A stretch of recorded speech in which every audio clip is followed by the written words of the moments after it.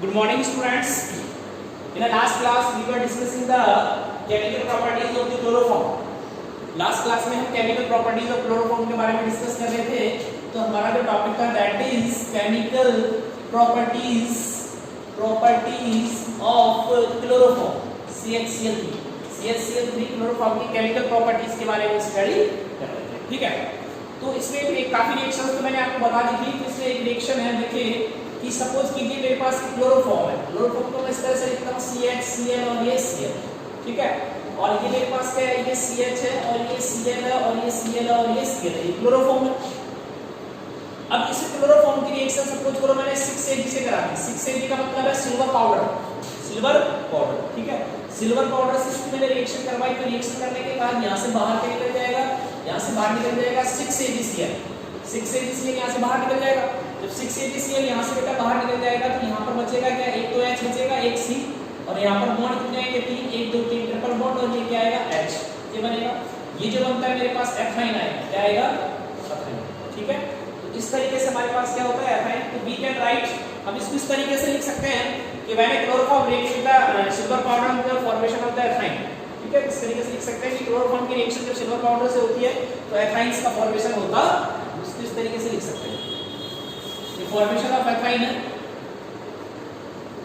Examination किस तरीके से आएगा, एग्जामिनेशन इस तरीके से आएगा कि ये 2CHCl3 क्लोरोफॉर्म है. इसके दो मोल है. इसमें क्या मिलाया जाता है, 6Ag, है ना. या फिर वो 6 नहीं देगा, Ag लिख देगा. और इसको जब हीट देंगे तो आपको क्या बनाना है, आपको जो बनाना है that is CH triple bond CH, और साथ में क्या बनाना है, 6AgCl बनाना है. इस तरह के रिएक्शन भी कई बार पेपर में देखने को मिलती है कि भाई क्लोरोफॉर्म को जब हीट दी जाती है तो क्या होगा, तो आप क्या लिखोगे, सिल्वर पाउडर की प्रेजेंस में जब इसको हीट दी जाती है तो एथाइन का फॉर्मेशन होता. ये हमारी रिएक्शन है, इसको भी आपको अच्छे से याद रखना. नेक्स्ट हमारे पास जो क्लोरोफॉर्म का जो रिएक्शन है वो एक बहुत इंपॉर्टेंट रिएक्शन है. इस रिएक्शन को आप देखिए बेटा, बहुत इंपॉर्टेंट रिएक्शन है, आपको अच्छे से पता होनी चाहिए. ठीक है. इस रिएक्शन का नाम है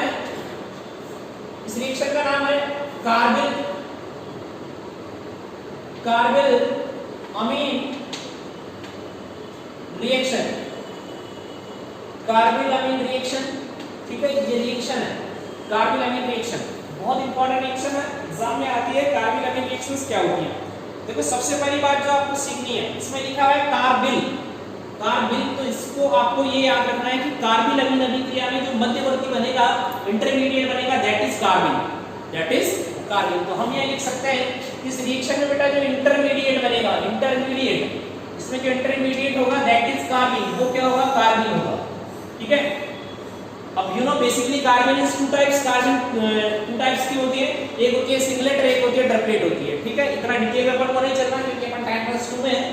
तो इसमें इंटरमीडिएट बनेगा, जो क्या बनेगा, कार्बिन बनेगा. ठीक है. और इसमें लिखा हुआ नहीं, इसमें जो प्रोडक्ट होगा, इसमें जो क्या होगा, प्रोडक्ट होगा, वो कौन सा होगा, वो इसके अंदर कौन सा होगा, आइसोसाइनाइड. प्रोडक्ट कौन सा होगा इसके अंदर, आइसोसाइनाइड होगा. ये भी आपको याद रखना. ठीक है.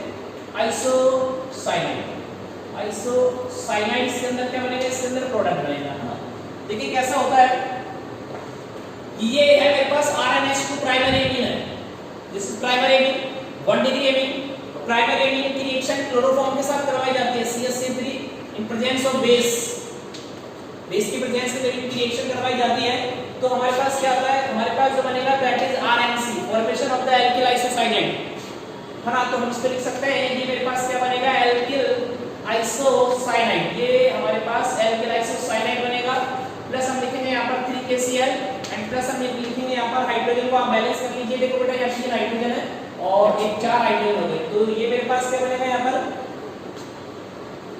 4 और 2 6 हाइड्रोजन हो गए. तो मेरे पास बनेगा 3H2. कितना बनेगा, 3H2. देखो एल्किल ग्रुप यहाँ पर सिंगल है, यहाँ भी एल्किल ग्रुप सिंगल है. यहाँ कार्बन एक है, यहाँ भी कार्बन एक है, नाइट्रोजन एक है, नाइट्रोजन यहाँ भी एक है, हाइड्रोजन. तो इसको बैलेंस करोगे तो ये हो जाएगा. तो आपको लिखना चाहिए what is the carbon amine reaction. तो we can write when the primary amine react with the chloroform in the presence of the base, the formation of the isocyanate take place. This reaction known as the carbylamine reaction. इस reaction known as carbylamine reaction. इस प्रकार की ये जो reaction इसे carbyl अमीन reaction कहते हैं. अब बेटा इसके मैं मैकेनिज्म की बात करता हूं कि इसके क्या मैकेनिज्म है.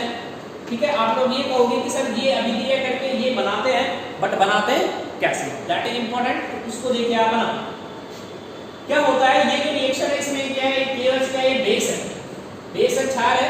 आपको पता है क्षार को जब आयनाइज होता है तो यहाँ पर क्या होगा, H पर आएगा, सॉरी K पर आएगा प्लस और OH पर क्या आएगा, माइनस आएगा। ठीक है, इस तरह से इसका डिसोसिएशन होगा, OH पर माइनस आएगा। अब देखिए क्या होता है, ये मेरे पास क्लोरोफॉर्म है, तो इस क्लोरोफॉर्म को मैं ऐसे लिख सकता हूँ, ये मेरे पास C है, ये C है, ये Cl है और ये Cl है और ये क्या है, H है। अब ये OH माइनस है, तो OH माइनस क्या है, एक तरीके से बेस है। अब बेस को क्या पसंद होता है, प्रोटॉन, तो यहाँ से ये प्रोटॉन को लेकर के जाएगा, ये किसको लेकर के जाएगा, प्रोटॉन को लेकर जाएगा। प्रोटॉन का मतलब है यहाँ से H+ का रिमूवल होगा, H+ का रिमूवल होगा तो यहाँ पर माइनस आएगा, सिंपल सी बात है। यहाँ से माइनस आएगा तो ये मेरे पास हो जाएगा C, ये माइनस, ये Cl, ये Cl और ये Cl, और प्लस मेरे पास क्या हो जाएगा यहाँ पर H2। ठीक है, अब यहाँ से क्या होता है, यहाँ अगर हम देखें तो यहाँ पर एक यहाँ प्रॉब्लम ये है कि कार्बन के देखो 2 2 4 2 6 और 2 8, कार्बन के आउटर मोस्ट शेल में 8 इलेक्ट्रॉन होते हैं, लेकिन फिर भी क्लोरीन की इलेक्ट्रॉन नेगेटिविटी ज्यादा होती है, क्लोरीन की इलेक्ट्रॉन नेगेटिविटी ज्यादा होती है, Cl Cl और ये Cl, और यहाँ पर माइनस चार्ज है तो क्लोरीन यहाँ से क्या करता है, इलेक्ट्रॉन को लेकर के बाहर निकलता है। तो क्लोरीन यहाँ से इलेक्ट्रॉन को लेकर के बाहर निकलेगा तो ये मेरे पास बन जाएगा CCl2, और यहाँ पर क्या आएगा, इस पर 2 इलेक्ट्रॉन बचेंगे। ठीक है, यहाँ से बाहर क्या निकल गया, Cl-, इसे कहते हैं कार्बिन, इसे क्या कहते हैं, कार्बिन, इसलिए इसका नाम हो जाएगा कार्बिन। ठीक है, और वैसे इसका कंप्लीट अगर अपन नाम लिखते हैं तो इसका नाम हो जाएगा डाई क्लोरोकार्बिन, इसका नाम हो जाएगा डाइक्लोरोकार्बिन। ये हमारे पास क्या है, डाइक्लोरोकार्बिन। ठीक है, तो ये हमारे पास बन गया डाइक्लोरोकार्बिन बन गया। देखिए इसके स्टेप्स, पहले स्टेप्स में क्या होगा, सबसे पहले ये बेस है, ये आयोनाइज होगा, आयोनाइज होने के बाद में क्या होगा, रिमूवल ऑफ प्रोटॉन होगा, उसके बाद में removal of the living groups है। ठीक है, और ये आपके पास कार्बन बनेगी। ठीक है, बस आपको यही याद रखना है, इसमें अभी आप 10+2 में हो, ये कार्बन है। अभी सिंगलेट है, डबलेट है, वो सारी बातें बात की कैसे डिसाइड करते हैं तो बता दूंगा। नेक्स्ट अब हमारे पास देखो, ये इसको हमने काम में ले लिया, इसको हमने काम में ले लिया, हमारे पास ये बच रहा है, तो ये मेरे पास क्या है, ये है R और ये क्या है N। नाइट्रोजन पर कितने H लगे हुए हैं, 2, एक H इधर और एक H इधर। ठीक है, ये मेरे पास क्या है बेटा, कार्बन है, तो कार्बन है तो ये मेरे पास क्या है, C और ये Cl और ये Cl।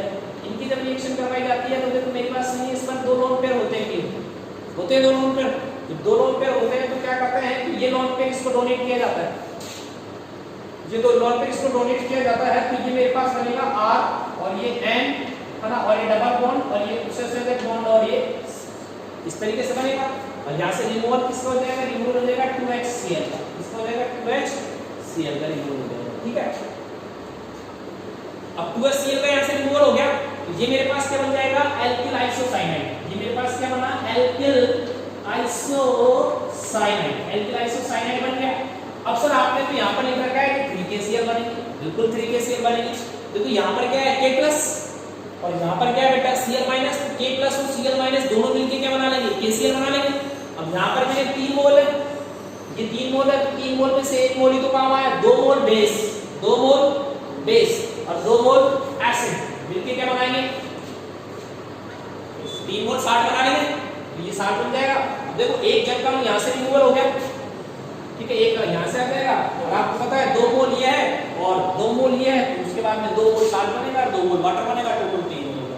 तो ये आपके पास क्या हो गई, मैकेनिज्म हो गई। इसकी मैकेनिज्म हो गई कार्बन अमीन रिएक्शन की। ठीक है, 10+2 में वो आपसे पूछेगा नहीं कि कार्बिल अमीन अभिक्रिया की क्रियाविधि क्या होती है, 10वीं क्लास में वो, सॉरी आप 12वीं क्लास में हो तो 12वीं क्लास में वो आपसे पूछेगा नहीं कि इसकी मैकेनिज्म क्या होती है, लेकिन हायर क्लासेस में आपसे पूछेगा कि इसके मैकेनिज्म वगैरह क्या होती है, ये आपको अच्छे से पता होनी चाहिए। ठीक है, इतनी बातें आपको समझ में आनी चाहिए, इसमें आई थिंक कोई प्रॉब्लम नहीं होनी चाहिए। वापस से देख लीजिएगा, कार्बिल अमीन रिएक्शंस, कार्बिल अमीन रिएक्शंस जो होती हैं उनमें क्या होता है, प्राइमरी अमीन की रिएक्शन होती है ना, क्लोरोफॉर्म के साथ बेसिक मीडियम में करवाई जाती है, तो formation of the alkyl isocyanide होता है। तो इस टाइप की जो रिएक्शंस होती है उन्हें कार्बिल अमीन रिएक्शंस कहा जाता है।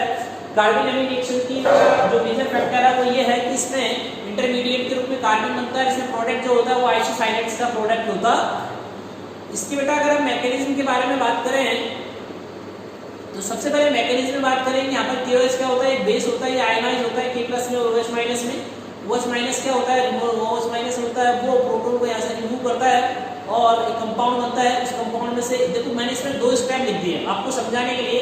बेसिकली देखा जाए तो इसमें स्टेप एक ही है, ठीक है। वहां से उधर से क्या होगा, इधर से देखिए, इस स्टेप को अगर आप अच्छे से समझो तो यहाँ से तो प्रोटॉन निकलता है और यहाँ से क्या निकलता है, Cl- निकलता है। ये एक स्टेप में होता है, लेकिन आपको समझाने के लिए मैंने इसके 2 स्टेप कर दिए। तो हमारे पास ये बन गया डाइक्लोरोकार्बन बन गया। अब ये कार्बिन बनी है, ये कार्बिन क्या होती है, ये किसका काम करती है? कार्बिन जो होती है वो नाभिक स्नेह का काम करेगी, इलेक्ट्रॉन स्नेह का काम करेगी, ठीक है, वो भी देखना पड़ता है। तो इस तरह से देख करके ये यहाँ से इलेक्ट्रॉन वगैरह डोनेट करेगा, ये सारा काम तो हो गया, या आइसोसाइनेट करेगा, यहाँ से HCl बाहर निकलेगा, ये इसके साथ रिएक्शन करेगा, बस सारी चीजें आपको पता है, आप आधा से देख सकते हो। आई थिंक इसमें आपको कोई प्रॉब्लम नहीं होनी चाहिए, ठीक है, इतना काम हो गया। फिर और आगे की बातें अभी बताता हूँ इसमें इम्पोर्टेंट। तो ये हमारी जो रिएक्शन थी ये थी कार्बिल-अमीन रिएक्शन, ठीक है। इसमें से आपसे कुछ भी सवाल नहीं पूछेगा, इसमें से क्या क्या सवाल पूछता है वो देखिए, ठीक है। पहला सवाल, कार्बिन-अमीन अभिक्रिया जो होती है उसमें इंटरमीडिएट क्या बनता है, तो आप क्या लिखोगे, कार्बिन बनेगा। दूसरा सवाल, कार्बिन जो अमीन अभिक्रिया होती है इसमें प्रोडक्ट क्या बनता है, तो आप क्या लिखोगे, आइसोसाइनेट। क्या बनेगा, आइसोसाइनेट।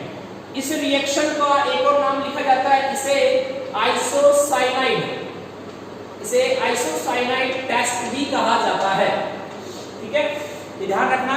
इस रिएक्शन को आइसोसाइनाइड टेस्ट के नाम से भी जाना जाता है। इस टेस्ट को आपको लेबोरेटरी में करके दिखाऊंगा। लेबोरेटरी में आप इसको देखोगे तो जब अपन ये टेस्ट करेंगे तो ये जो आइसोसाइनाइड बनता है ना, इसके अंदर क्या आती है, दुर्गंध आती है। इसके अंदर क्या आती है, दुर्गंध। एक ऐसा कंपाउंड इसके अंदर बनेगा कि आप लेबोरेटरी में नहीं देख सकते, ठीक है। ये आइसोसाइनाइड की पहचान है, इसके अंदर क्या आती है, दुर्गंध आती है, ठीक है। एक और सवाल जो इसमें से पूछेगा कि भाई ये कार्बिल-अमीन अभिक्रिया है ना, इसको आइसोसाइनाइड परीक्षण क्यों कहते हैं, तो आप क्या लिखोगे, इसे आइसोसाइनाइड टेस्ट इसलिए कहा जाता है क्योंकि इसमें आइसोसाइनाइड का निर्माण होता, ओके। इसके द्वारा किस किस का परीक्षण किया जाता है, इसके द्वारा एक तो प्राइमरी अमीन, इसके द्वारा एक तो प्राइमरी अमीन्स, यहाँ तो एक तो हमने लिखी है, इसके द्वारा एक तो प्राइमरी अमीन्स का टेस्ट कर सकते हैं, और एक इसके द्वारा हम क्लोरोफॉर्म का भी, CH3 क्लोरोफॉर्म का टेस्ट भी कर सकते हैं। देखो हमारी जो एनसीईआरटी की बुक है उसमें ये साफ लिखा हुआ है कि आइसोसाइनाइड जो टेस्ट होता है वो प्राइमरी अमीन्स के द्वारा किया जाता है, प्राइमरी अमीन्स के द्वारा किया जाता है आइसोसाइनाइड टेस्ट, है ना। और लेकिन ये जो राजस्थान बोर्ड की बुक है ये इस बात को भी समझाती है कि ये जो रिएक्शन होगी वो प्रेजेंस ऑफ क्लोरोफॉर्म होगी, क्लोरोफॉर्म की प्रेजेंस है या नहीं उसको भी इस रिएक्शन के द्वारा चेक किया जा सकता। अब इसमें से एक इंपॉर्टेंट क्वेश्चन है जो बुक्स में भी नहीं मिलेगा और आप ढूंढोगे तो भी आपको नहीं मिलेगा, ठीक है। सवाल ये है साहब कि कार्बिल-अमीन रिएक्शन है ना वो प्राइमरी अमीन दर्शाते हैं, कार्बिल-अमीन रिएक्शन प्राइमरी अमीन दर्शाते हैं। ये हमारे पास सेकेंडरी अमीन होता है RNHR, ये मेरे पास सेकेंडरी अमीन है बेटा, सेकेंडरी अमीन है, और ये मेरे पास है RN और R और ये R, और ये मेरे पास कौन सा टर्शियरी अमीन है। तो सेकेंडरी अमीन और टर्शियरी अमीन प्राइमरी ये कार्बिल-अमीन अभिक्रिया शो नहीं करते, क्यों, ठीक है भाई। ऐसा अगर आपसे बोला जाए कि प्राइमरी अमीन है वो तो कार्बिल-अमीन अभिक्रिया शो करते हैं, लेकिन सेकेंडरी और टर्शियरी जो अमीन है ना वो कार्बिल-अमीन अभिक्रिया शो नहीं करते, क्यों, उसका क्या आंसर होगा, तो उसका आंसर ये होगा, आपको ध्यान रखना है कि देखो ये वाला स्टेप आप देखिए, ये वाला जो स्टेप है हाइड्रोजन का साइज छोटा है, यहाँ भी हाइड्रोजन का साइज छोटा है, और यहाँ क्लोरीन पर लोन पेयर है, 3 बड़े बड़े लोन पेयर है, 1 lone pair, 2 lone pair, 3 lone pair. ये क्या होता है, इस पर अटैक करता है, ये कार्बिन इस पर नाइट्रोजन पर अटैक करती है, तो ये इस पर अटैक करती है ना, तो अटैक करने के लिए इसको पास में आना पड़ेगा। हाइड्रोजन का साइज क्या होता है, छोटा होता है, तो इजीली इसके पास चली जाती है। अगर मैं यहीं पर सपोज करो R लगा लेता हूँ, मान लो मैंने इसको टर्शियरी अमीन बना दिया, अब बताओ यहाँ पर त्रिविम बाधा स्टेरिक हिंड्रेंस जिसे कहते हैं वो होगा कि नहीं होगा, स्टेरिक हिंड्रेंस होगा, इसलिए बताओ ये इस पर अटैक कर पाएगा क्या, ये इस पर अटैक नहीं कर पाएगा, क्योंकि वाली रिएक्शन भी नहीं हो। आगे बात समझ में, क्योंकि इन दोनों का रोल तो सिर्फ ये है कार्बन जनरेशन का, ठीक है, ये दोनों तो मिलकर कार्बन जनरेट करते हैं, इसका रोल होता है यहाँ पर। तो यहाँ पर प्राइमरी अमीन में तो चल जाता है, लेकिन सेकेंडरी और टर्शियरी अमीन में ये रिएक्शन नहीं हो पाती, ठीक है ना। तो ये इंपॉर्टेंट चीज है, ध्यान रखना। कंपटीशन लेवल पर कई बार ऐसी चीजें पूछी जाती हैं कि टर्शियरी, सेकेंडरी और टर्शियरी अमीन जो होते हैं ना वो कार्बिल-अमीन अभिक्रिया शो नहीं करते, क्यों नहीं करते, तो आप क्या लिखोगे, सेकेंडरी और टर्शियरी अमीन जो होते हैं वो कार्बिल-अमीन रिएक्शन शो नहीं करते हैं बिकॉज उनमें स्टेरिक हिंड्रेंस होता। इस तरीके से आप लिख सकते हो। तो एक और मैंने आपको बात सिखा दी कि कार्बिल-अमीन रिएक्शंस होती है, इसका एक और नाम होता है दैट इज आइसोसाइनाइड टेस्ट होता है, और कार्बिल-अमीन अभिक्रिया के द्वारा प्राइमरी अमीन का टेस्ट किया जा सकता है, बट कार्बिल-अमीन अभिक्रिया के द्वारा सेकेंडरी और टर्शियरी अमीन का टेस्ट नहीं किया जा सकता। कार्बिल-अमीन जो रिएक्शंस होती हैं ये प्राइमरी अमीन शो करेंगे, सेकेंडरी और टर्शियरी शो नहीं करेंगे, क्यों, क्योंकि उनमें स्टेरिक हिंड्रेंस होता है। कार्बिल-अमीन अभिक्रिया के द्वारा क्लोरोफॉर्म का टेस्ट भी हम कर सकते हैं, और कार्बिल-अमीन अभिक्रिया जो होती है उसमें कंपाउंड बनता है वो दुर्गंधित होता, बस इतना ही आपको याद रखना है, इसके अलावा और कुछ भी याद नहीं रखना, ठीक है। नेक्स्ट और हम जो भी होगा वो नेक्स्ट क्लासेस में स्टडी करेंगे, देखते हैं जो भी होता है, ठीक है।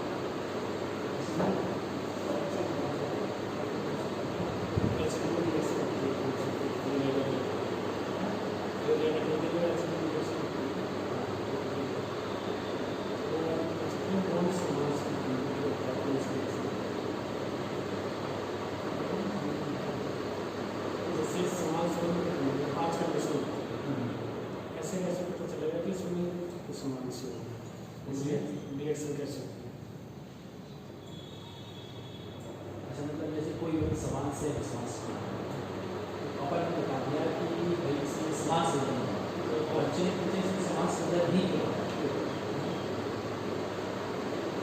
समान संदर्भ होगा केवल डिपेंड करेगा एक तो दोनों एटम्स की इलेक्ट्रोनेगेटिव ये जेड पर डिपेंड डिसाइड करेगा। अब जैसा अपन ने कह दिया कि प्रकाश के समान प्रकाश के समान संदर्भ तो उसमें क्या होती है अल्ट्रा वायलेट रहती है भी करते ना, देखा बच्चे पूछ रहे हैं सर आपने ऐड शुरू की है लेकिन और जैसे बहुत सारी चीज़ आती है, बहुत सारी चीज़ें आती हैं उसके पास में होती है ऐसे ही होती है अल्ट्रा वायलेट रिएक्शन दूसरी अल्ट्रा वायलेट में प्रकाश ऐसा प्रकाश होता है उसमें क्या होता है कि कौन कौन ब्रेकिंग होती है समान से अल्ट्रा वायलेट, वो भी कब होगी दोनों की इलेक्ट्रोनेगेटिव समान ये देखिए कौन का टूटना करना ये सब जो डिपेंड कर रहा है वो उसको डिपेंड करता है रिजल्ट के लिए, सबस्ट्रेट के लिए करते हैं रिजल्ट जैसे उसमें एग्जांपल लेते हैं तो एग्जांपल आप ये लेते हैं कि भाई वो जैसे आपने देखा था टाली का अगर आप एलिमिनेशन करवाते हो सनलाइट करवाते हो तो वहाँ पर वो से और उसी को अगर 20 से करवाते हो उसका भी तो वाली रिएक्शन थी आपको उसमें तो आपने मैच नहीं किया, नीचे वाली रिएक्शन में आपको क्या लिखा रहेगा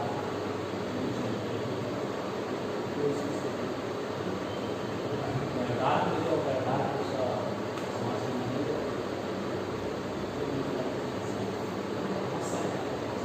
केमिस्ट्री कोई कैसा सब्जेक्ट है, इसको तो समझने वाला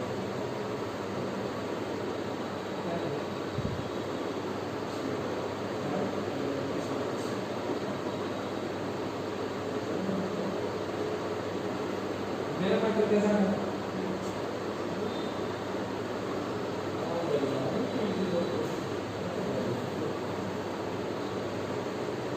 चीज़ें समझ में आती हैं।